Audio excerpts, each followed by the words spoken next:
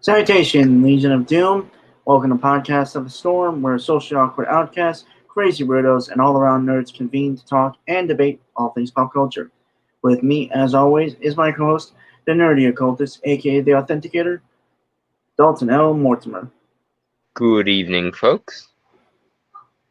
And I am your host, / Time Lord Wannabe, the Brainstormer of Pop Culture. How's everyone doing tonight? I am doing well. It's been kind of a dull week, so yeah.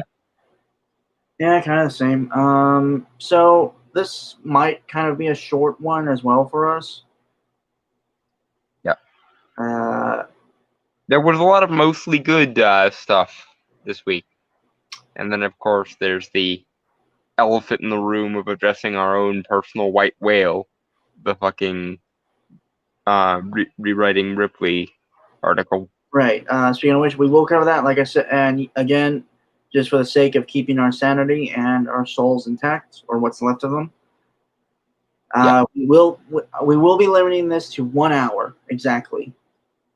Well, maybe 10 minutes, 1 hour, 10 minutes or something. Really depends on how far we get. So, yeah, but we're slowly inching our way down the down and down and down and down and down. Okay. So this is the rewriting Ripley article of In Plain Sight: How White Supremacy, Misogyny, and Hate Targeted the Star Wars Sequel Trilogy and Won. They didn't, and it didn't. So right. If you want to see, at some point, I'm really gonna have to make it its own playlist. Yeah. Yeah.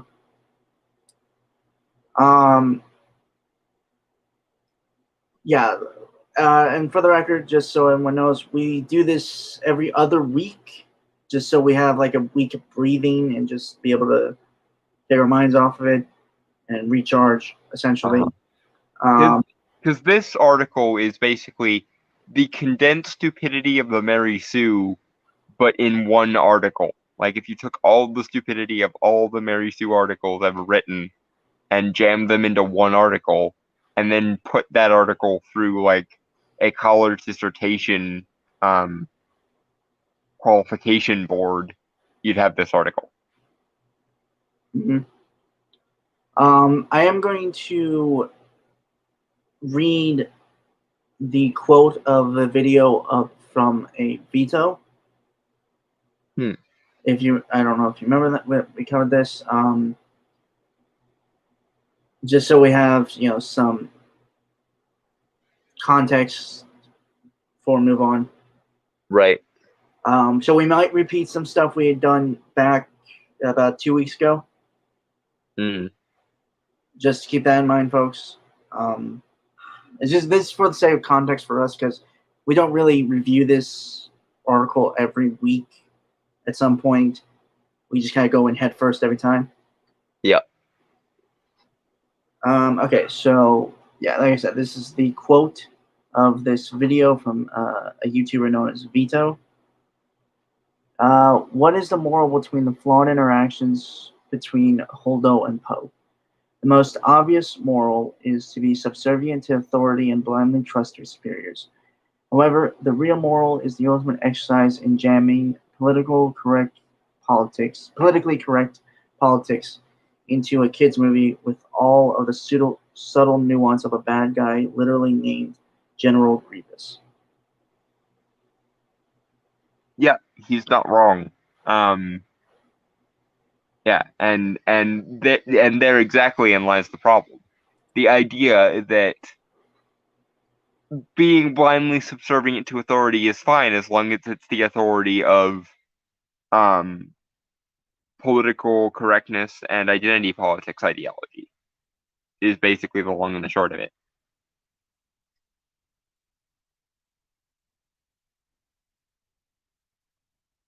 So yeah, we can move forward.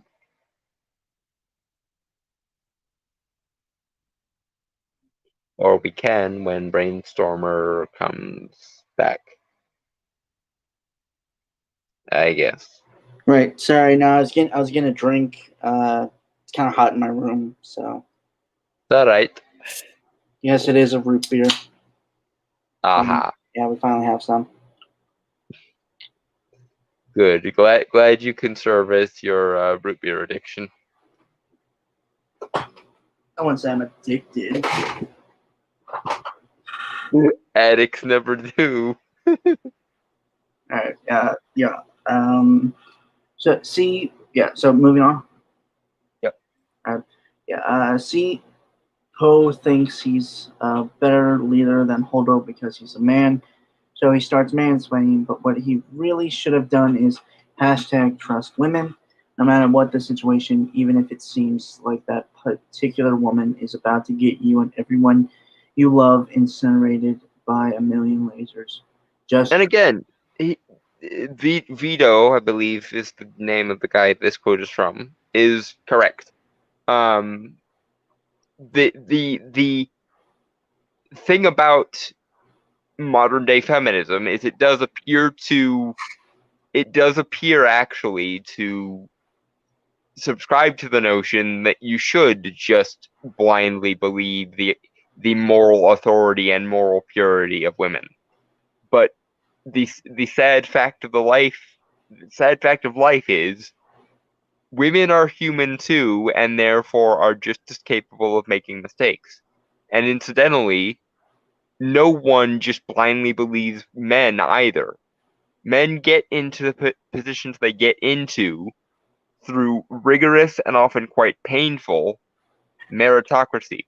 No one gives a fuck about what a man thinks because he is a man, unless he is talking about something that's like male specific in the sense of like if a man is talking about like what it is like to be a man, then maybe you might give some credence to him because he is actually a man. However, even then, there's the discussion we could have about the quote unquote real man standard. When a man who is not excessively manly talks about what it's like to be a man, people kind of automatically write him off because he's not masculine enough. But in the case of women, because of the ideology of feminism, and in relation only to the ideology of feminism, women should be given special treatment because women are morally pure by default and by definition. And if you claim women aren't inherently morally pure or aren't inherently more valid than everyone else because they are women, then you are apparently being misogynistic by holding women to the same standard to which you hold men, or not even the same standard usually, just a human standard of you're not perfect, so you need to demonstrate your skills before I will listen to you. The, the false assumption here is that men have ever been believed just because they are men and not because they are high achieving men. Case in point, there used to be in some countries and in some contexts a bachelor tax. Like if you applied to own a home and you were a bachelor, you would actually be considered less likely to get it than a man who was supporting a family. Not because something masculinity or something manliness, but because your role as a man in traditionalistic societies is to serve others.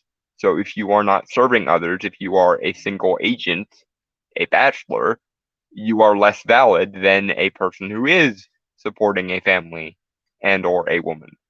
And this continued also in wartime propaganda. The white ribbon campaign or the white feather campaign, for example. Um, if you were a man and you didn't go and fight in World Wars One and Two, you would be given a white ribbon or a white feather by certain political activists, a large proportion of whom were women, and shamed because you didn't want to be blown the fuck up.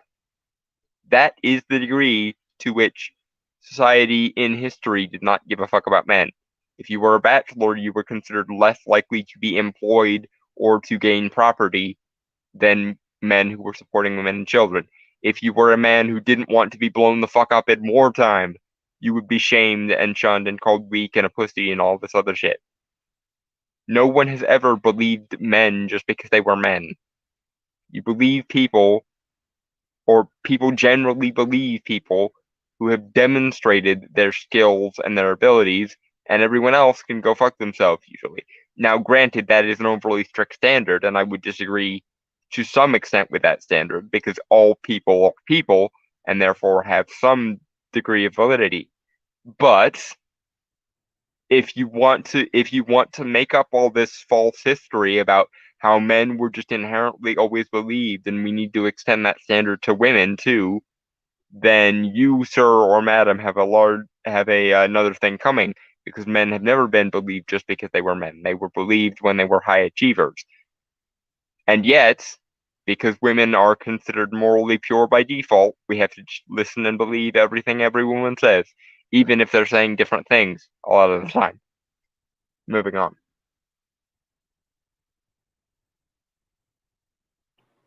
Yeah. Okay. Just trust women. She knows what's best. She's living her truth. Hashtag me too. Hashtag time's up. That's the end of the quote. And again, the quote I mean, he's being more flippant about it and he's going into less detail than I would prefer, but he's not wrong. The ideology of feminism is essentially praise be to anyone who demonstrates womanhood. They're inherently more morally pure than you and therefore inherently more trustworthy than you. So, yeah, moving on. Vito has also spread racism on his Twitter account in a quote tweet of an article reporting that a podcast host had been suspended for using racial slurs. Vito insists that I rap along to songs containing the N-word and I have never once felt bad about it. Okay, in what context were those slurs used is the next question, and also what were the slurs?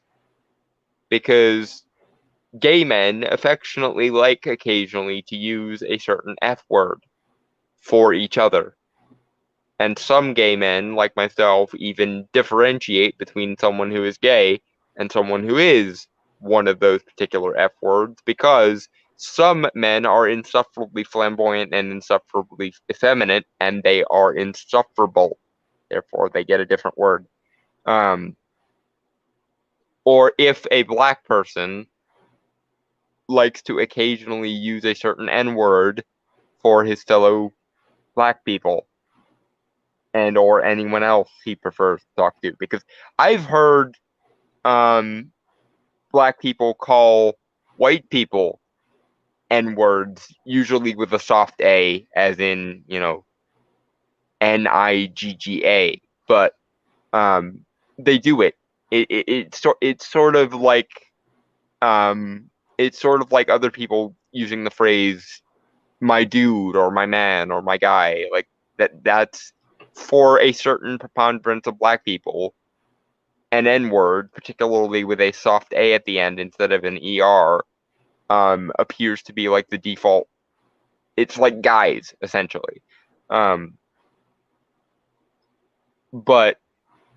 and here's the other thing. If the slur in question was used as a joke, like if it was, say, making fun of people who would use that word, then I would agree with Vito in the sense that you shouldn't criminalize people. You shouldn't moralize and criminalize people for joking, even if it's an off-color.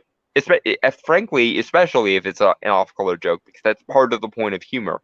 Humor is supposed to point at the absurdities of existence and mock it, because that's what humor does. It is almost the very definition of what humor is.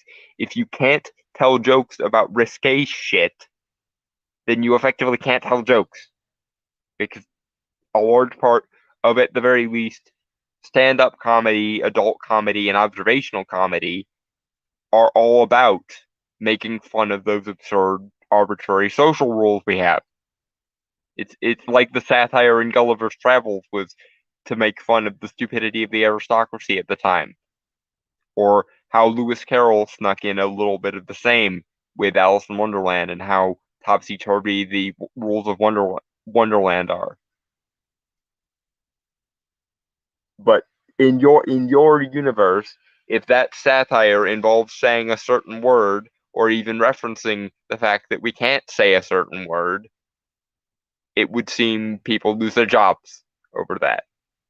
So yeah, you can't just go, he defended someone who used racial slurs, therefore he's automatically a bad person, because he might be defending a joke, he might be defending somebody who is allowed to use those words because arbitrary social characteristics, and he might be defending somebody who wasn't using those words in a negative context. And the way in which you use a word is a lot of times more important than that you use a word. Like for example, me and Brainstorm are banter back and forth with each other all the fucking time. And sometimes when one of us makes a joke at the other's expense, we'll jokingly say things like, fuck you. That doesn't mean we want any negative things to happen to each other. It's just a sign of exasperation between friends for, teasing each other. And kind of making fun of our own tendencies. Are we not allowed to do that because we used an inappropriate swear word? Or if Brainstormer says, like, you shut up, you racist, when I tell a joke about him being Hispanic, he's not actually calling me racist in those instances. You know that, right? You can't take those quotes out of context and basically make sure I never work anywhere ever because I said a quote unquote racial remark. Because sometimes when people have their guards down, they say things that would otherwise be offensive outside of that context.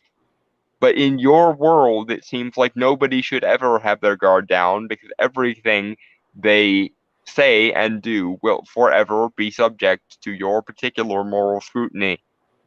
And therein lies the problem. You never take into account context. You never take into account people or their reactions or their intentions. You only take into account, oh, this word was said, therefore wrong, by default. That's so fucking stupid. Moving on. Right, and here is a picture of the quoted tweet. It gives no other context besides that. Okay, moving on. Moving on. Another 37.50% of negative videos are attributed to accounts whose channels actively push alt-right or right-wing misogynistic or racist ideology, including by Bishop Robert Barron, who has been a guest on Dave Rubin's Rubin Report. I'm sorry, I had to finish the sentence. Okay, right. Okay. There is a vast difference between right-wing and alt-right. Okay? Those are two very, very different things. Secondly, I am not convinced even when you use the word right-wing, because to you, it seems like and like right wing refers to anything that is opposed to the ideology of social justice. But I will say this as many times as I have to. People who are not right wing also oppose social justice as an ideology. People even who exist within the identity groups that you claim to play victim on the behalf of oppose social justice. Case and motherfucking point. I am a gay, crippled, religious minority, and Brainstormer is an inner city mixed race dude. And we both have frequent problems with social justice because it is moralizing, it is pandering, it is authoritarian, and it kind of assumes that everyone who is similar to us must think alike, and that we must be part of some racial or gender or sexuality hive mind. And incidentally, fuck all the way off with that shit.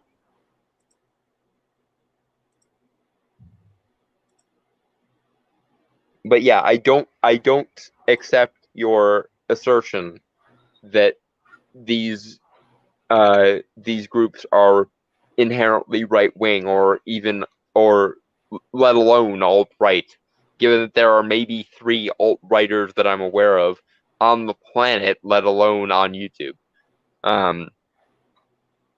And I strongly suspect that you believe that anyone who opposes the ideology of social justice must therefore be right wing, when in actuality that is not the case, has never been the case, and quite frankly never will be the case.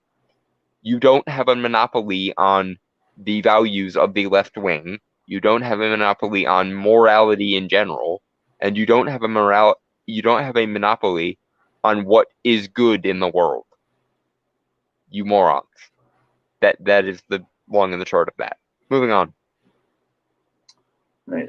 In his video, he asserts that The Last Jedi is a bad film because Rey's characterization occludes the male hero Luke Skywalker. Occludes. Yes, because it makes her look like a Mary Sue and him look like a useless putz. Which is what exactly he did. Yeah. That see this is yet another case of you stripping down something to its basic form and missing the context and the point entirely. People aren't complaining that a female hero is replacing a male hero. People are complaining because the male character was not respected in the transition, and the female character was given an unrealistic degree of competence while doing so, which she did not earn and was not shown developing. And that is the problem. The problem is that it breaks logic, it breaks the value of the original character, and it makes characters that people have pre-established connections to subservient to new characters who have as yet not developed such a connection. And you do understand that people develop connections to characters for reasons, right? It's not an identity game. No one I have never in my life, and I've been a Star Wars fan for a very long time. I watched Revenge of the Sith in the theater and then went home and binged all 6 movies, the 6 that were out at the time, because someone at my church lent them to me, and this was back when I went to church on occasion. Which I do not now and wouldn't even consider myself a Christian now, just so we're clear, but that's the story. And I've been a Star Wars fan for a very long time, and never once have I heard anyone say anything to the effect of, I like Luke Skywalker because he is male. No, never happened, never will happen, probably has never happened in the history of Star Wars as an IP. Because that doesn't explain why some people prefer Luke to Han Solo or Han Solo to Luke, who are both male, because they have individual characters that make them individually appealing to individual people with individual preferences. You see, It's not a fucking identity game. And there are plenty of people, and there have been plenty of people pretty much since New Hope came out that like Leia the best of the three of them. And she is a woman. So don't sit there telling me that this is all because a woman is taking the place of a female character is taking the place of a male character. No, because if that were the case, if that were the problem, people would have had a problem with Leia, presumably, ever, and Oh, no well, one has ever had. right. I was going to say this. The sequel trilogy did Leia dirty. Oh yeah, part of that was Carrie Fisher died, but you know, Well, okay. I'm more referencing the first two. right. Okay, well, the first one kind of gets passed because it has to set up the new characters first. Mm-hmm. But the second one, yeah, it did Leia dirty. Yeah. And to remind you of one of Leia's first and most iconic scenes, she was the one that took charge and saved everyone's ass and, forced everyone down the garbage disposal when they were being chased by stormtroopers. Nobody had a problem with that, and she was the most assertive and forceful one of the lot. Nobody had a problem with her Nobody even had a problem with her condescending to Han for being a low class, scruffy looking nerf herder and her being a princess because it made sense for her character to do that. So it's not even necessarily about the characters being abrasive to one another or make one character making another character look silly or any of that. It's about how well it's done, whether it makes sense for the characters, and if those criticisms are valid or if they are arbitrary and forced. Because it made sense for Leia to mock Han because Han is a scoundrel and Leia is or was raised a princess. Um, so it makes sense for her to um be abrasive to him. And also, let's be honest here, Han did his fair share of the arguing too, because he is an abrasive bastard and he's an abrasive ass bastard to everybody, princess or no princess. And her retaliation to that was essentially belittling his lack of class. And none of this in the entire close to 50 years that Star Wars has existed now, because it came out in the 70s, um, has ever been a problem for anyone who likes Star Wars. But it is a problem when Leia or when Rey does it to Luke, because Rey, for one thing, is the inexperienced combatant. For another, it's Luke motherfucking Skywalker, and for another, it's a character that we've had almost 50 years of continuity to get to know, acting weak and simpering and broken and useless, while a character who just showed up the relative span of 5 minutes ago is now one-upping the main protagonist of the franchise, who is also beaten and broken and useless. That's what people had a problem with. It had nothing to do with, ew, man and women are fighting, derp. Moving on. Mm-hmm. Ben Shapiro also has a negative view of the film on his YouTube channel for the Daily Wire, where one of his critiques against The Last Jedi is that Johnson's filmmaking is nasty to his childhood, his being Ben's reference. This criticism is embedded in Shapiro's central ideology that American society is moving further away from the Judeo-Christian values that shaped the West, and any departure from those values will only make America a weak Okay, state. Well, I agree that Ben Shapiro goes to the my traditionalism well a bit too often. He wasn't making a traditionalism argument when he criticized that about The Last Jedi. He was saying that his childhood, the childhood he had in the 70s, was being mocked. Now let me explain this to you because you appear to have completely missed this point and it went entirely over your head. Even people who genuinely do, for real, obsess over traditionalism will freely admit to you that the 70s was well after the end of traditionalism, mostly, because it was after um, the psychedelic flower power movement of the 60s, all that civil disobedience and peaceful protest of the 60s, and it was also during and after the sexual revolution of the 70s. So even if Ben Shapiro is advocating for civilization to return to the way it was in the 70s, which I would disagree with for the record, he's really not being nearly as traditionalistic as he could be in that instance. But as it happens, he's just talking about his personal childhood and his personal investment in these characters and this world and this story. He wasn't making a societal argument. He wasn't making a tradition versus progression argument. He was making a I care about these characters and this world, and it is not, and they are not being treated correctly, and it is hurting me emotionally to see these characters be disrespected in this manner.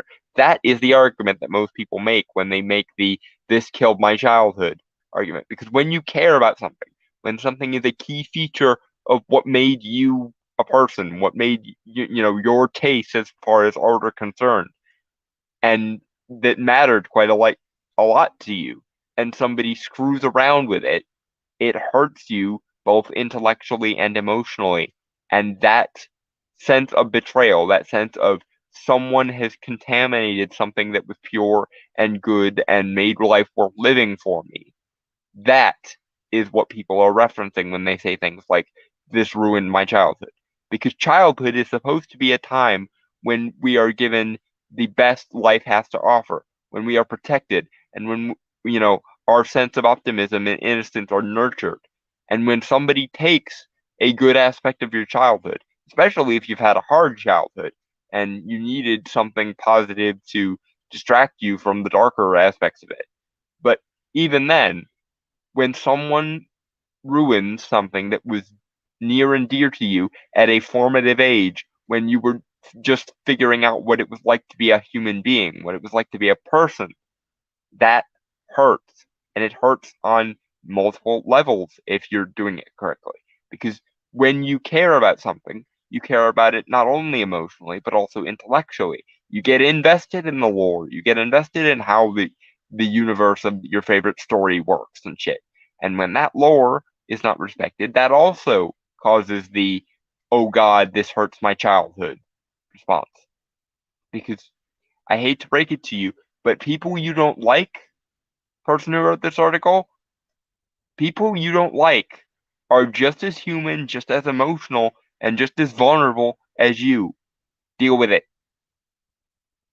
Moving on. Right. Okay. His other criticisms, like the majority of criticism leveled against The Last Jedi on YouTube, are misogynistic and claim that the film would be better if Rey was not the ultimate Mary Sue, which she is. Ugh. To say that this character is a Mary Sue is not in any way misogynistic. Because, and I will explain this as often as I have to, feminism does not have a monopoly on what womanhood means, or what femininity is, or what it means to be a proper woman. You can't just go back and forth with this nonsense of any criticism of feminism is a criticism of any woman ever argument. You cannot do it. Feminism is not equivalent to women's interests, or women's rights. Deal the fuck with it. And also, once again, must I point out that no one has ever had a problem with Leia. No one. Yet. No one. Nobody on Earth who likes Star Wars has ever had a problem with Leia, despite the fact that she is the most loudmouthed, she is the most forceful, and she is the most pompous of the main trio of characters. And yet, despite all of this, despite all of Leia's built-in shortcomings of being a princess, of being prim and proper and stuck up and snooty, and being rude and callous to everyone she talks to, including her friends. Despite all of this, she is still more likable than Rey because she is a full-fledged character with her own wants, her own needs, her own desires, her own backstory. Rey does not have those things, and they attempt to replace those aspects of a full and rounded character with her being hyper competent in a way that is not earned and is shoehorned in because she is not a character in her own right, but she is an avatar of the ideology and the morality and the moral framework of feminism. And that is the problem. Feminism is not women or women's rights or women's interests. Feminism is a particular ideology with particular tenets that tend to piss people off, up to and including other women. Dumbass.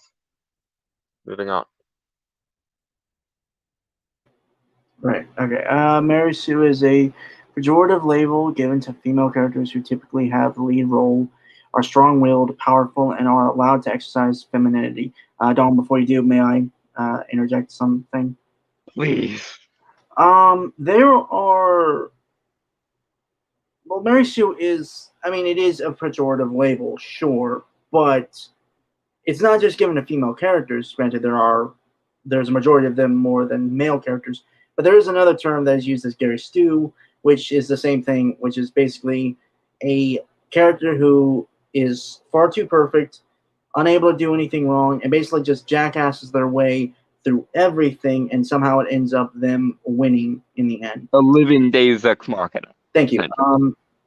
To continue my point, Mhm. there are characters, male characters that are like that. Unfortunately, I have been lucky enough not to deal with certain characters like that. I mean, granted, Dawn and I actually work on a character that you could classify as one, but that's something for another. Yeah, and not to toot our own horns, but I think we did it better. But anyway, Yeah, yeah. but what basically, a Mary Sue is a character. Again, I already said that, right? Mhm. But again, my point being, it's not. Also, the thing is with a Mary Sue is they're never really a character that is quote unquote strong willed or powerful or exercise femininity. Honestly, it's kind of the opposite, where they're more bratty, they're more take on very masculine traits, as you would say. Yeah, entitled, narcissistic, short-sighted, but overly lucky. Yeah. But yeah. So effectively, that's your definition of Mary Sue is incorrect from the get go. So yeah, and when someone calls a character a Mary Sue, granted they could be wrong sometimes because they're not actually seeing the character themselves. But in terms of Rey, she can be. You can argue the fact that she isn't Mary Sue, specifically in the Last Jedi, because she seems to. But that can also be explained if they were willing to do that in the story, but they didn't, which was the big problem.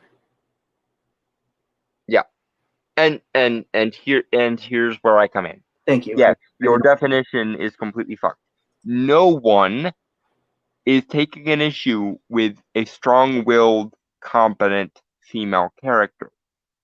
The problem with Mary Sue's and Gary Stu's, which you completely the fuck overlooked the fact that there is a male equivalent of this, therefore making it not gendered and therefore not misogynistic to point out that Mary Sue's exist, is they actually don't display will. They actually don't display competence in a way that actually makes sense or feels earned or non-shoehorned in.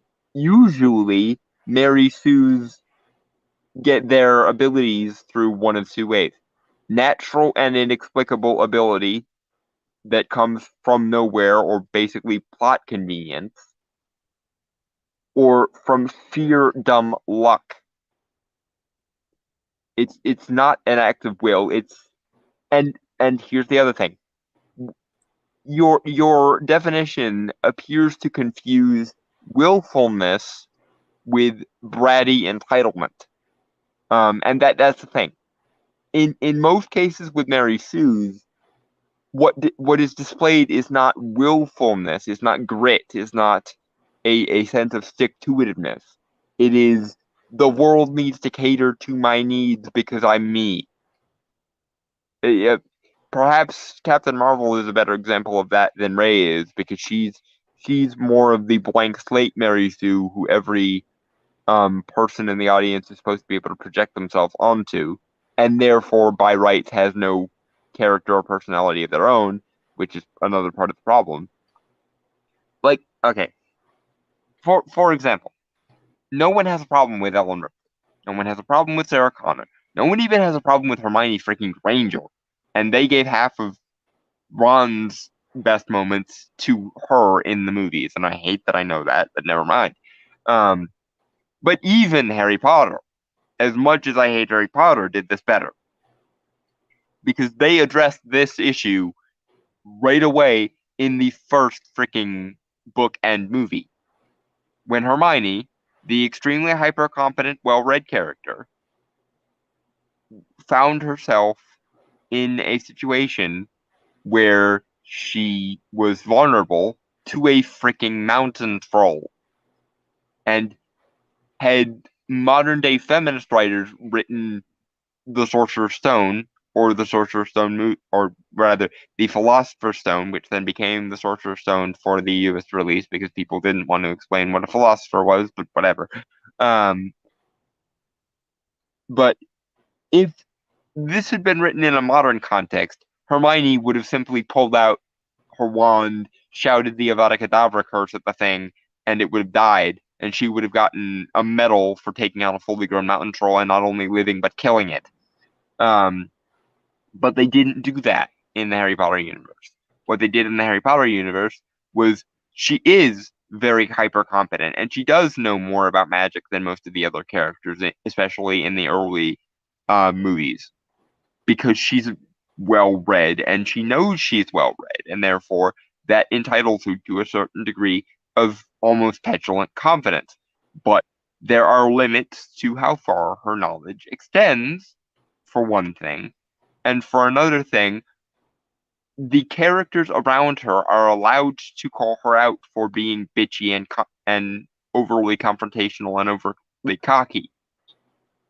When Hermione goes overboard, when she is a whiny bitch, or when she does seem overly entitled, as much as I dislike the Harry Potter franchise, um, the universe has a good way of teaching her how to roll it back in a bit. Granted, this problem was exacerbated even further when the characters hit puberty and they turned Hermione from an extremely competent character into Hormones, the character. But that goes into my hatred of Goblet of Fire in particular, but that's a different story. Point being, no one is begrudging competent female characters for their competency. We are begrudging characters who have not earned or demonstrated competency becoming living deus ex machinas for the sake of being an avatar of the feminist ideology and not being characters in their own right, not being strong-willed independent entities, but for being nothing but a we have to make this character hyper confident, otherwise we are morally sinning against feminism. Therein lies the problem. And that's why Gary Stews are less common than Mary Sue, just so you know. Because we don't have an ideology that says we need to make men look awesome just because they're men. We do, however, have an ideology that says all female characters should be hyper competent because otherwise misogyny. There's the difference. If you want fewer people criticizing Mary Sue's and you want fewer Mary Sue's to be written in the first place, then you need to address the elephant in the room and stop telling women they are entitled to be awesome just by existing. Because every character who, in the history of everything, who has ever been awesome is awesome because they earned it in some way. Whether they earned it through training, whether they earned it through skill, whether they earned it through knowledge, or whether they earned it just from being a decent human being to be a paragon character, a moral paragon character, like your Supermans and so on. Even that is to some degree a sense of earning the powers that they have. Humility is extremely attractive as a quality in hero characters. And therein lies the other problem. Not only are Mary Sue's often completely devoid of humility, but part of their arc is essentially being confident, in air quotes, in the face of someone telling them that humanity is even a virtue. In the case of the Mary Sue character, humility is viewed as a kind of oppression, despite the fact that every other cocky male character in fiction gets the shit beat out of them when they act that way. When a male character is overconfident, that is considered a sign of personal defect, which is supposed to be corrected by the narrative.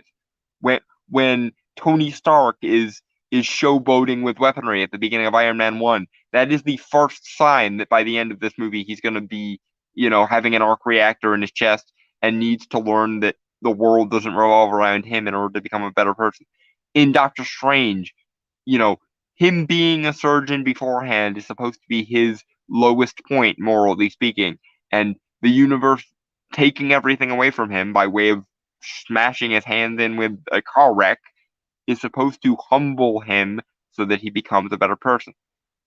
And in cases like Captain America, where there is no moral defect to speak of, that in and of itself is a virtue.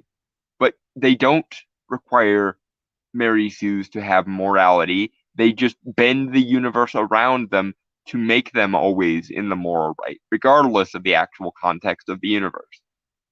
It's the Emma Swan problem, to use another example. Rather than make a character who is morally upstanding, they just make arbitrary rules about morality that therefore require Emma to be in the right no matter what stupid shit she does, and every other character to be in the wrong because they're quote unquote villains no matter how much good shit they do. That's why the Evil Queen in Once Upon a Time had like 3 different redemption arcs, because the universe's moral quota wasn't satisfied that she had redeemed herself enough at that point.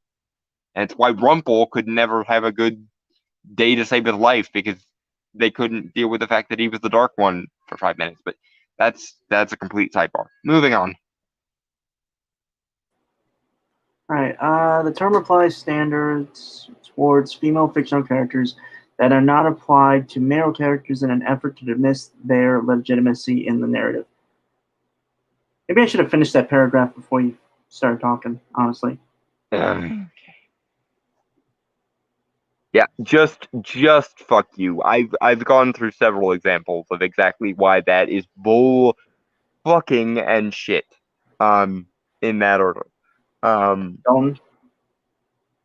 We have 10 minutes, so okay, moving forward. Yeah, just keep that in mind. We have 10 minutes. Mm-hmm. Other examples of right-wing hate about The Last Jedi on YouTube includes a YouTube channel called IDR Labs.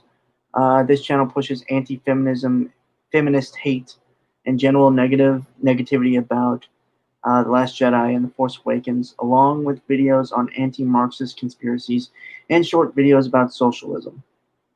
Okay. Anti-feminism is not inherently right-wing. Hating feminism does not mean you hate women or women's rights or women's interests or women's advocacy. And once again, there are people on the left wing of the spectrum and in the center of the spectrum who hate social justice as an ideology. Your ideology, no matter how much you want it to be the case, does not have a monopoly on moral decency. And thereby fuck you with a stalagmite roughly the size of the asteroid field between Mars and fucking Jupiter. Dumbass. Moving on. Yes. All right. And then it just says all these videos lead to IDR Labs website, which contains hundreds of personality tests. Yeah, okay. Just pictures here, links, I suppose. Moving forward. Looking through the personality test on their website, it reminded me of a comment by Christopher Wiley. When asked how Cambridge Analytica created a tool for cultural and political change through data science, he explained that before you can use Facebook likes to predict a person's psychological profile, you need to get a few 100,000 people to do a 120 question personality quiz. These questions were used to build up profiles on users who they could target. The information from these users was also used to train and strengthen machine learning algorithms that would identify similar individuals to that target user. In 2019, Facebook banned the use of personality tests for this reason. I got nothing to say to that. Yeah, I don't really know how that factors into much of anything. IDR Labs website contains a range of personality tests, mostly focusing on political alignment, feminism, racism, pop culture, and Myers-Briggs personality types that are 20 to 50 questions each. One asked to test how fascist you are. I'm pretty sure that one's kind of more of a joking thing, to be honest. No, it's legitimate, but Well, it actually is specific to the definition of fascism rather than just blanket authoritarianism, right, which is but I what mean, also, most it's people like, mean when they say. right. Also, I just mean like, I'm sure like it. It's like those kind of tests that you take to see, like when I told you that I think I told you this when I was in my social studies class when I was a senior in high school, that we were kind of forced to take a political party alignment test. Mm-hmm. And also, it's just like, again, like I'm more of the belief that those kind of tests don't actually really matter for the person, to be fair, that takes it. I Like, mean, I think they usually can tell something about a person. It's just I don't know why for the person who wrote this article, the fact that he has personality tests on his website or something matters. is a problem. Like Yeah. it's and it may be because I don't know who this or this ITR person is. But you know I need more context on the person in order to get a good read of who this person is, and I don't trust the person giving me the article to do that because this entire article thus far has been nothing but mistakes, and I have no point of reference to tell me that this would be any different. But yeah, moving forward for what little we have left. Okay. The test claimed to be created by professionals. However, no psychological professionals are listed on the site. Reddit user Glow, whatever, pointed out in a 2018 Reddit post that the site contains no methodology. Additionally, the user notes that the site is quite popular on Facebook. I don't have enough information to conclude whether or not anti-feminist opinions about Star Wars and negative The Last Jedi sentiment were used to push people to personality tests that built machine learning algorithms for Cambridge Analytica. However, I will say it is interesting that IDR Labs YouTube channel posted a video entitled Cambridge Analytica Scare, where they call the accounts of whistleblowers such as Wiley overblown and far too convenient. Okay, I don't have enough context of this scandal either way to say anything about it. But just because they don't list psychological professionals on their site doesn't mean it's not created by them. Just so we're aware.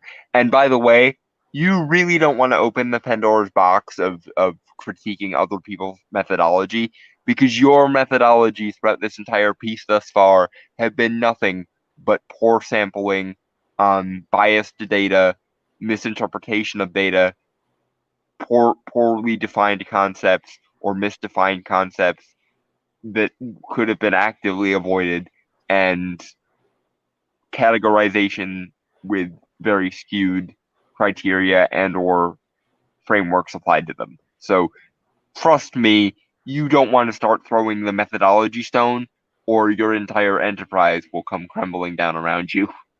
Because you, sir, don't know shit about methodology, and or you are not applying it. Moving on. Right. Aside from conservative talk show hosts and strange personality profiles, the majority of right-wing YouTubers spreading anti-The Last Jedi hate are from a slew of alt-right associated YouTubers who have dubbed themselves the Fandom Menace. Okay. There isn't even a slew of alt-right YouTubers that exist. There's like 3 of them. There's Richard Spencer, John Francois Getty P. I think Baked Alaska might be one, maybe kind of sort of, but I don't remember. And I think a guy called Edgy Spinks might be vaguely alt-right adjacent.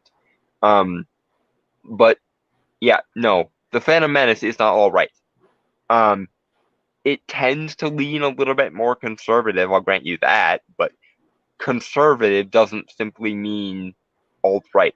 And an alternate view on conservatism doesn't necessarily make something alt-right either. Alt-right specifically refers to people who are ethno-nationalist adjacent, or that are racial nationalists in some way. And I have friends in the Phantom Menace, many of them.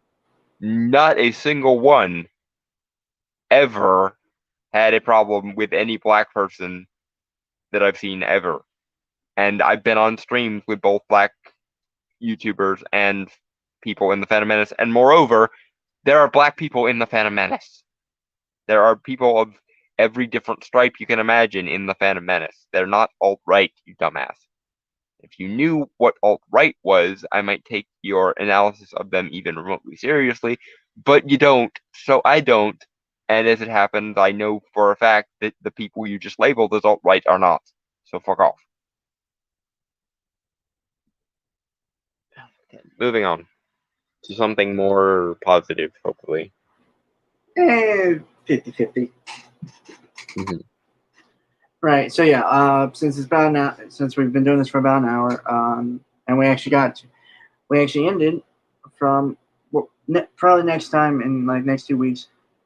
Well, actually, next week it's going to be our 120 special. So. So that means getting back to the Macintosh issue. Yeah. So yeah, in 2 weeks. Actually, might have to make it 3 because after the video stuff next week, I really don't want to cover this article again. Yeah. So we're like I said, it's probably going to be pretty short now, all things considered. This is something Dalton sent to me. Ironically, this is like, okay, so kind of give you insight on how we usually gather stuff. Like how it usually goes. Usually Dalton sends me all the shit. And we mostly cover all the stuff he sends because I can never find anything of actual. Yeah. I'm good at ferreting out the topical stuff and the stupid stuff. So and or my YouTube my algorithm is just more calibrated for the kind of stupidity we cover. I don't know. I guess I just watch a lot more stuff to make myself happy. Also memes. Yeah. But no, this is like the only thing he sent me this week. I pretty much sent everything else. Yeah. All right, but yeah, back to our regular schedule of the program. This is something Dalton is very invested in. I'm not, unfortunately. I'm probably not going to be talking much about this one. So this is Star Trek Picard Season 2 new teaser on Paramount Plus. By the way, if anyone has watched the iCarly revival or reboot on Paramount Plus, let me know if it's good or bad. I'm just curious. Like, it wasn't. That's where the new reboot is. I thought they were gonna put it on Netflix because Netflix recently uploaded like all of the old episodes of iCarly. It's not my favorite show, to be honest. I'm just curious. It's funny though. Yeah, it's kind of funny. I mostly just like Spencer. I honestly am not surprised at that. My money would have been on Spencer or Freddy. I think Freddy was my favorite character. Well, it's either Spencer or Gibby. Like Gibby in the later seasons, I mean. That one really doesn't surprise me. I'll ask later. Whatever, it's not important.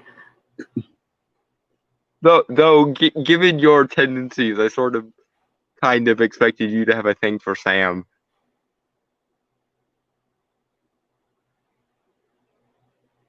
Because of how much ass she kicks. No, not really my type.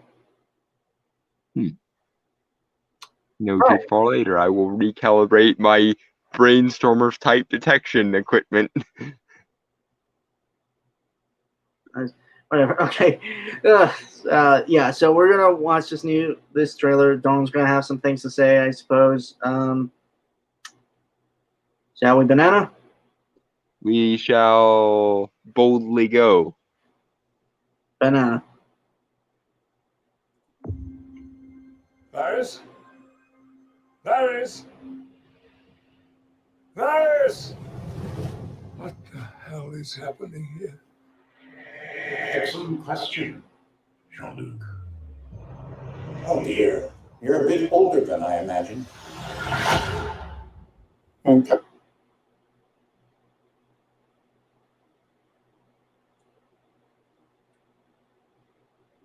And now here is the thing. Yes, I am aware that Picard season 1 was shies.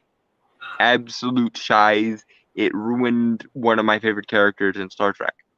However, the premise of season 2 appears to be Q shows up and helps Picard fix the timeline, which gives them the opportunity to decanonize a lot of the things they did wrong with the recent crop of Star Trek shows and properties. And quite frankly, this is sort of what I wanted to happen in the first season, was Q shows up and admits it was basically all a joke, and helps Picard fix everything. So it was a season late, but this is probably the best case scenario for Star Trek at this point. Is Q shows up, admits it was all a joke, snaps his fingers, helps Picard fix the timeline, and then fucks off and laughs at his own humor. Because honestly, I think people, not just me, but people in general, have been saying, wouldn't it be funny if this was all just Q playing an elaborate cosmic practical joke on the timeline pretty much since Discovery came out? So glad to see they're just kind of rolling with it. And also, Q is always a win. Always a win. But anyway, boldly go. Banana. Capitaine, how I've missed you. Q. Welcome, my friend, to the very end of the road not taken. Time has been broken. We can save the future,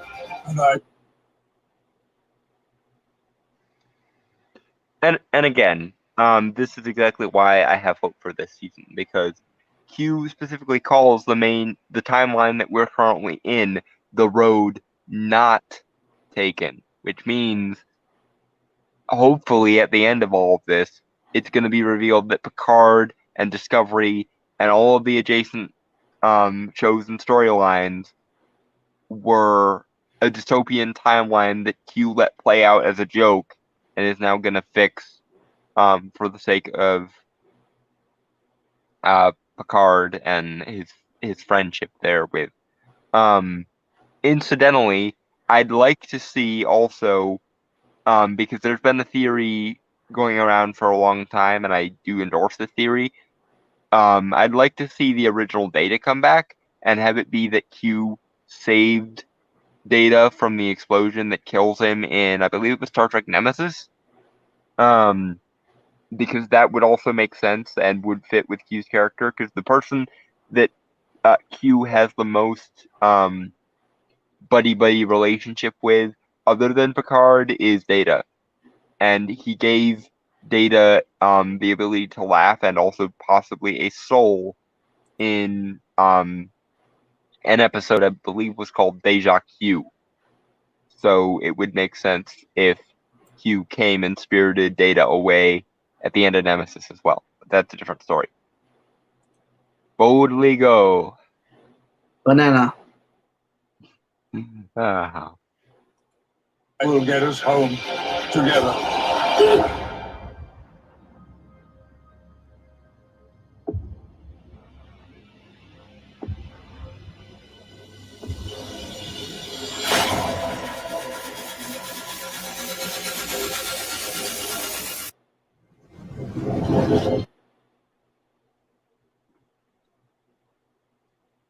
Okay, and now obviously this is supposed to be This is supposed to be shocking because it's 7 of 9, but she's human, and she's not supposed to be. She's supposed to be Borg, or at least Borg adjacent. So question of why is 7 of 9 human? But I'm assuming that's going to be chalked up to messing around with the timeline. And hopefully, again, once all the dust is settled, this will essentially restore the status quo of Star Trek. And of course, it would be Jean-Luc and Q doing it together that would make. Honestly, this is my last hope for anything likable coming out of the future of Star Trek. So, yay Q, and yay alternate timelines, and yay Q and Picard fixing alternate timelines. Yay. All hail Q.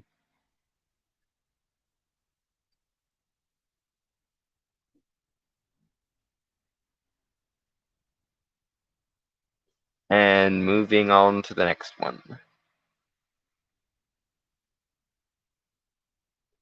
When Brainstormer comes back. Yeah, sorry, I was putting my dog away. Okay. Yeah, bed. Give me a moment to change things. Mm-hmm.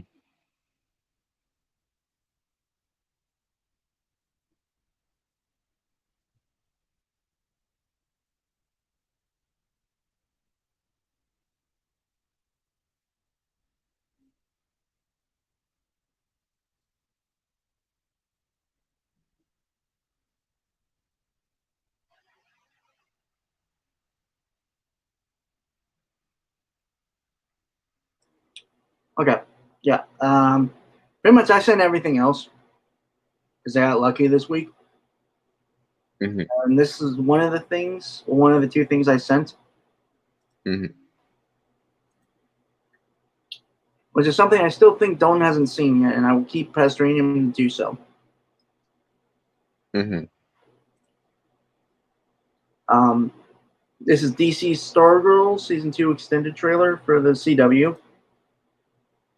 Now, I'm aware when I say the CW, that has a lot of negative connotations for it. But Stargirl is apparently the one they got right. To be fair, it actually was supposed to go on the DC Universe app when DC Universe apps that was still a thing.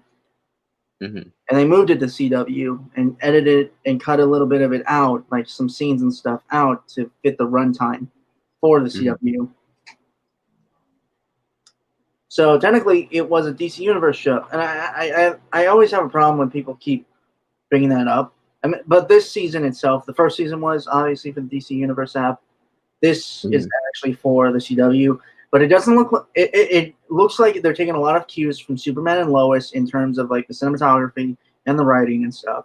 Yeah, which is a good thing. Yeah. Hopefully they keep this up with the other things besides Batwoman, even though Batwoman fucking needs fucking help. Yep. That is never not gonna be a pain in my ass, man. Like that is literally gonna. They got you to love a character, and then they didn't use the character. But whatever. I've said that so many other times. I'm not.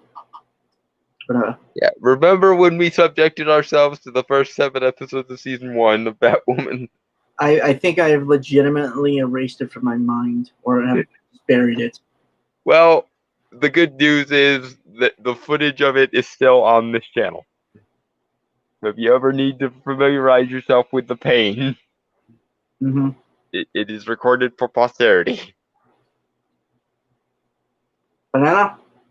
Banana.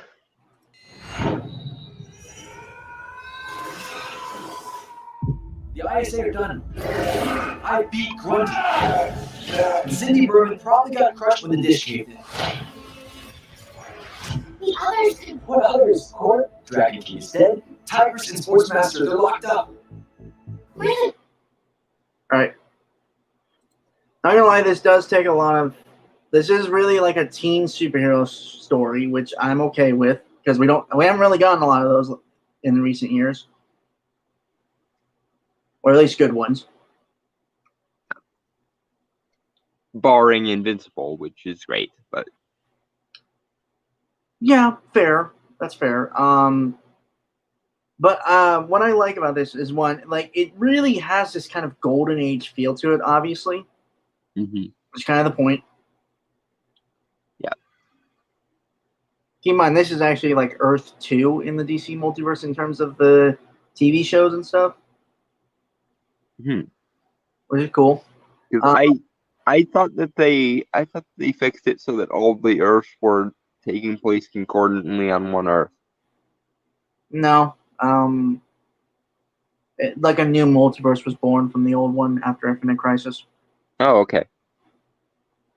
Honestly, I think that's better. Yeah, probably. But I like on the fact that, because I'm not gonna lie, when I first saw the series, I legitimately thought that the Injustice Society from the first season would have been like the major antagonist throughout the series, and it still might be like with a new one, obviously.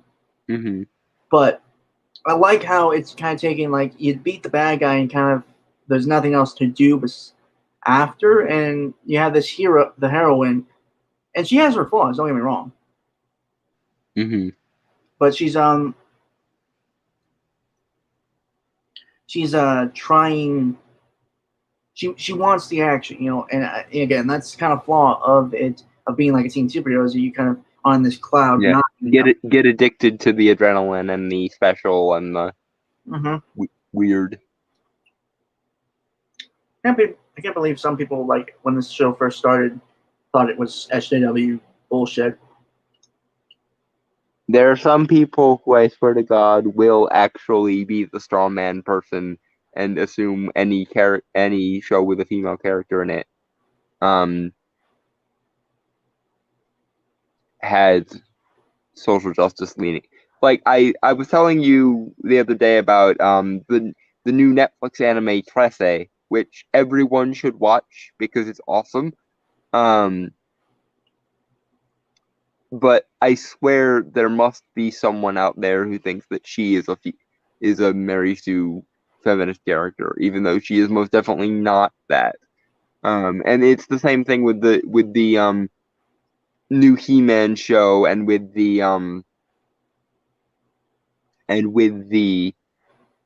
Sandman series. Any vague suggestion of woke is enough to send some people knee-jerking over the edge, and it just isn't. It ain't this ain't it, Chief. I'm I'm more than willing to join you in burning an effigy any show that actually does do the social justice thing. But when a show is just about a female character who is well done, and I wish I could dial back the clock to when everyone was excited about Alita Battle Angel, because I think that was the last time people drew the distinction, or at least some people drew the distinction between can star a female character but not be woke. But yeah, Stargirl, at least from everything I've heard and from everything everyone's told me, is good, and I'm going to eventually get around to watching it. I just need to find a place to watch it. Either the CW website or HBO Max. Okay. Banana. Yep. The Justice Society of America. We can't quit. I've got a responsibility as Stargirl to stay vigilant. You got a responsibility at school. I think you're looking for trouble, Court. You have to decide if putting on that mask is worth messing up everything else in your life. Well, honestly, you're being a superhero, so my vote would be yes. If you're doing good and saving people and having an impact on the world as a superhero, then screw the normal life. But that's just my 2 cents. Well, if you're constantly a superhero, then you kind of could run into the issue with the whole God complex developing. Right, okay, that's fair. But if the choice is just between normal life or heroics and everything, it would be wise and smart and all the other things to pick the superheroing. Because as much as everyone fetishizes the normal life, you help people as Stargirl, you save people as Stargirl, and you have a larger impact on the world as Stargirl. So, Dawn, I don't think that's what they're saying is give up being Stargirl. well, I think they're setting up the usual the conflict of the normal life versus the superhero, and in all honesty, if I guess what I'm saying is, if I were faced with the Dawn, superhero versus normal life thing, you are kind of a selfish, arrogant bastard. No offense, I say that as your friend. No none wonder taken. you would choose superhero life. But there has to. Yeah, but then again, I don't really have what most people would call a normal life to begin with, so yeah. Yeah. Again, it's just I'm more of the whole. There has to be a balance, Which I'm sure is probably how they're going to try and resolve it. I get too many bad Charmed flashbacks when Oh my god. characters start talking about my normal life as though it's a virtue to constantly be narcissistically obsessing about your petty human problems when the world is at stake and shit. Moving on. Banana. Yeah. Being a superhero doesn't mean that the rest of your life takes a back seat. It's about finding a balance. The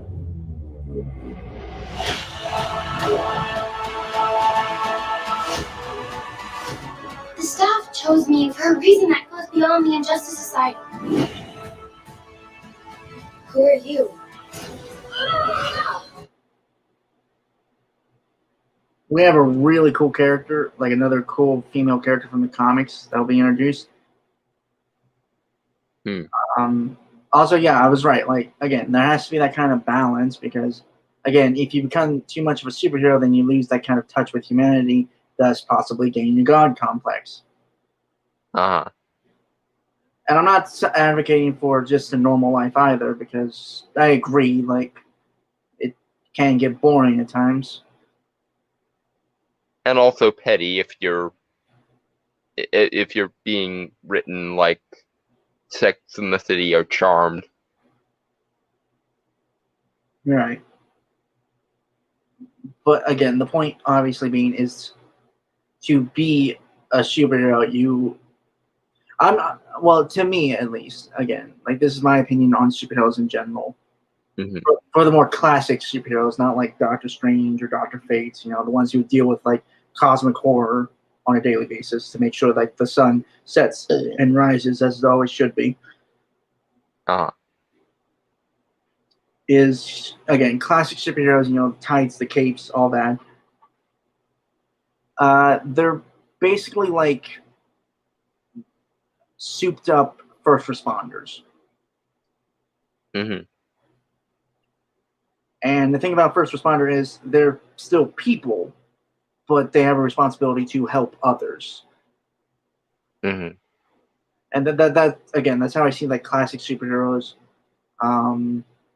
And the reason why I say the balance is kind of needed is, again, you could lose touch with humanity in a state where you could get a Homelander, kind of. Yeah. Or a detached Superman who still does good, but like Kingdom Come Superman, essentially. Mhm. That's not saying like it's a super bad thing because he's still like a good man and all. It's just he makes decisions that are what Superman would make if Clark Kent was still there. Mhm. Thus is why I prefer Superman when he's like just a guy working at a newspaper with superpowers. Trying to make both sides of the coin work. Yeah. Which is fair. And I hope they tackle this well and maybe put a little different spin on it, Yeah, because this is the other thing. This particular plot has been done to varying degrees of success many, many, many times already. Mm-hmm. I mean, I could probably do something like, well, I think I have done that somewhat. Just Uh-huh. you just gotta find a different angle to play it. Like, still have the same outcome, but how you get there is different. Mhm. Banana. I'm Green Lantern's daughter. Where's this villain from the old days? Why is he in Blue Valley? Something very bad. We're never gonna stop fighting to protect the world, people like you. Don't you teach these children any? Okay, so we're getting the Shade. We're getting Johnny Thunder. We're getting Jade. I already said Jade. We're getting the Shade. Mhm. We're getting really a lot of cool characters this season. I mean, it was alluded to in the last season, sure. Mhm.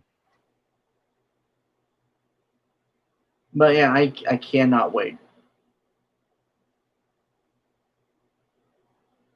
And I would be more excited, I think, if I had watched season 1. So I will do my due diligence and watch season 1, and then hopefully get excited for this. Honestly, I thought you would be because you're a big Golden Age fan, and this is, well, not technically Golden Age.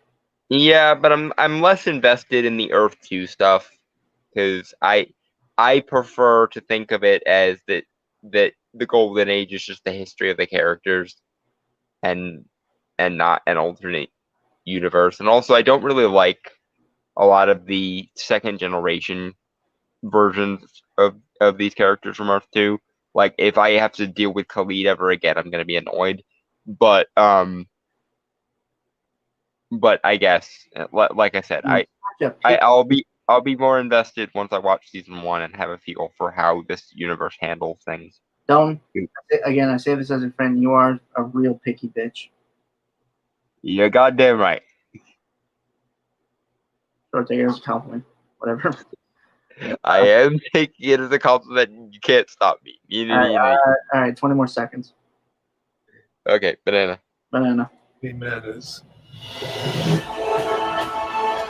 Stargirl. New episodes start August 10th. Free next day only on the CW app. Which why doesn't it just like air on the on-demand CW thing? Because I've looked on my I have Spectrum as my cable or my satellite provider, and they have quite a pretty good on-demand section of shows that like after they air. And for some reason, I can never find Stargirl on the fucking on-demand CW thing, and this annoys me.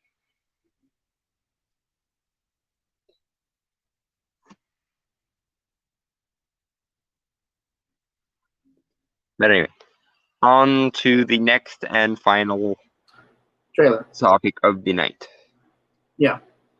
Again, this is what I sent Don. I'm sure he was jumping up and down with joy if he would if he didn't have brittle bones that would snap whenever he tried to do a little hop. Okay, I deserve that.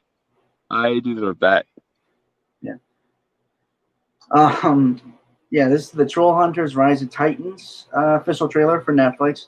This is apparently going to be a movie. I thought it might have been like a series, but it's going to be a full-on movie, which is cool. Yay. Yeah. Me and Don are actually big fans of like Troll Hunters and like the kind of universe it has. Granted, I have not seen the Aliens one, which is I believe 3 Below. I believe I have, but it was a while ago. I need to go back and rewatch all of the Troll Hunter things in preparation for this, I think. Yeah, I've watched Troll Hunters and I've watched Wizards. I honestly probably should do the same. Yeah. Because apparently Guillermo del Toro wanted to make his own expansive universe, and he succeeded. Yeah. Shall we? Yep. Banana.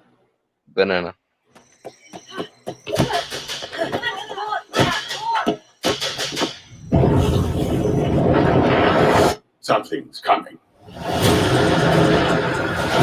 A war between mankind and magic.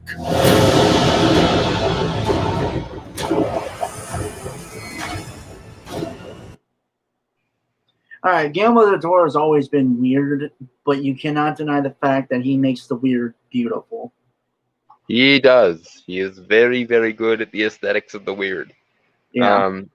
Also, I'm pretty sure this isn't supposed to be the side I'm on, but if there was a war between mankind and magic, I think I'm siding with magic. I'm on my side. Uh-huh.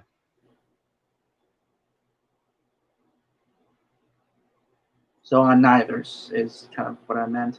Yes, I got it. And that doesn't surprise me. Well, not both sides would probably have bad and good qualities. Uh-huh. I'm human, so I'm technically on mankind's side, but I think I'd pull a Hector or Isaac from Castlevania and just be like, humanity's overrated. I wouldn't go that far. All right, banana. Yep, banana.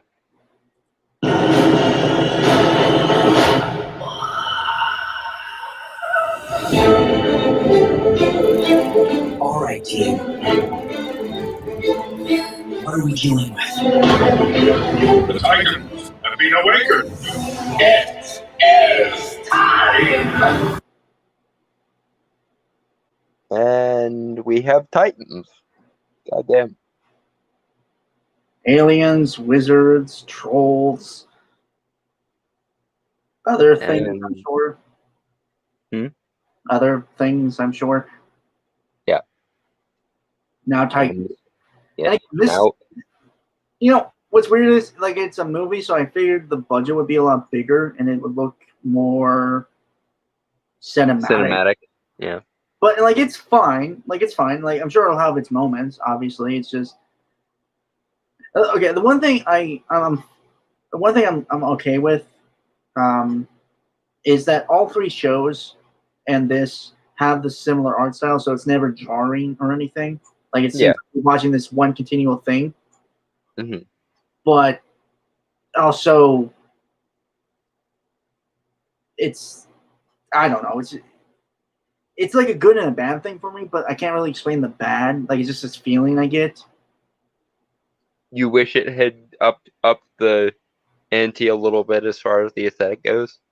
Yeah. You know, like, okay, so this is technically DreamWorks. Like, DreamWorks produced this. Mm-hmm. And I remember one of my favorite DreamWorks movies, or trilogies, movie series, which is How to Train Your Dragon. That doesn't surprise me either. Yeah. You know, it's like when you compare each movie to each other in terms of aesthetics, one, it logically changes because it skips years. You know, the characters grow up and stuff, but also like the graphics and stuff. It looks better, it looks more cinematic and stuff. And it's just, again, like I'm not complaining about this. It's just like a pet peeve. It's like a nitpick for me, obviously, because I've done some design and artwork before myself. So I'm a little picky when it comes to like art styles and things like that. Like, it's still good. It's better than most animation out there these days. Of like mainstream media, I mean, to be more clear. And this is one of the few cases where I can take the thing you usually call me and throw it back at you. You're being a picky bitch. Not really valid for me, to be honest. I know. I had to take the chance though. I couldn't pass this up. I'd be metaphorically kicking myself later. Okay, and just Although funny story about the whole kicking myself thing. I actually did once. In gym class, we were doing this exercise that required you to take one leg and like put it behind you, and I ended up accidentally, literally kicking myself to the ground. I don't even know how it happened. It just sort of happened. Yeah, I have no response.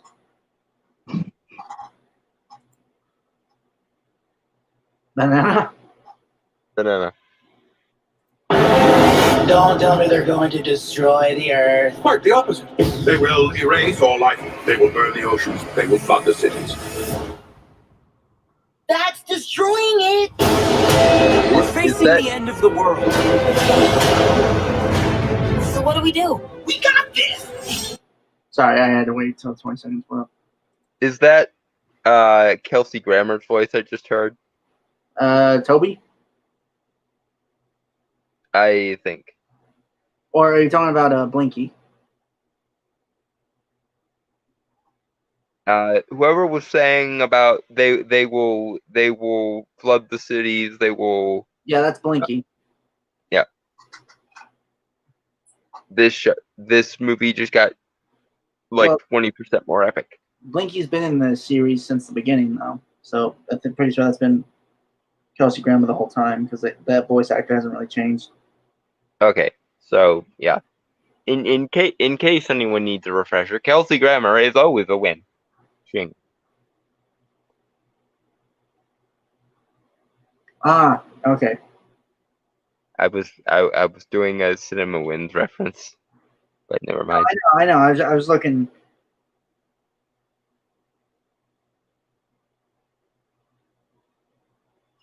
I was just looking up who he is. Mm-hmm. All right. Banana. Jinx. Our team has magic. Let's go! Trolls, aliens, with robots.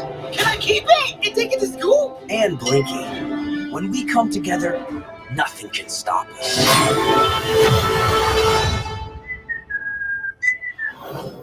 I knew I shouldn't have taken that bathroom break.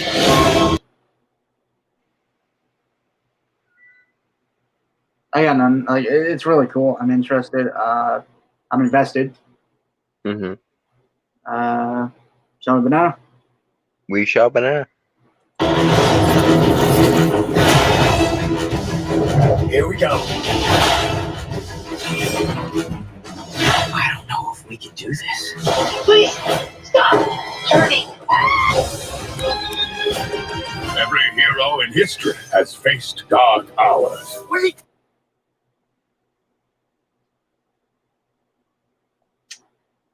I think I noticed that there's like a nod to Pacific Rim with a giant robot fighting a Titan. Which is just all the more epic. I mean, yeah, Skeletor made it. And then Legacy completely fucked him over with Uprising, but whatever. Yeah, well, there's a special place in hell for people who ruin good art, and those people are going to end up there. That might be hell over. Or at least there would be if I were in charge of the universe. I don't know if there is actually one or not. See, if there is, that is where hell might actually overfill. Especially lately. Yeah. Okay.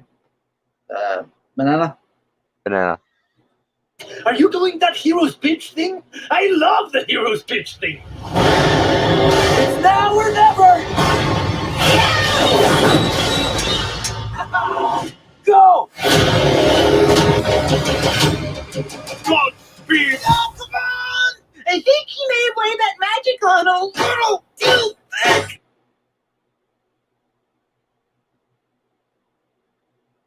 Again, I got nothing to say. I mean, the humor is a little off-putting, but that could just be because of context needed. Yeah, editing and trailers and things. Yeah. Still, like again, I'm still intrigued, and I want to see more. Banana.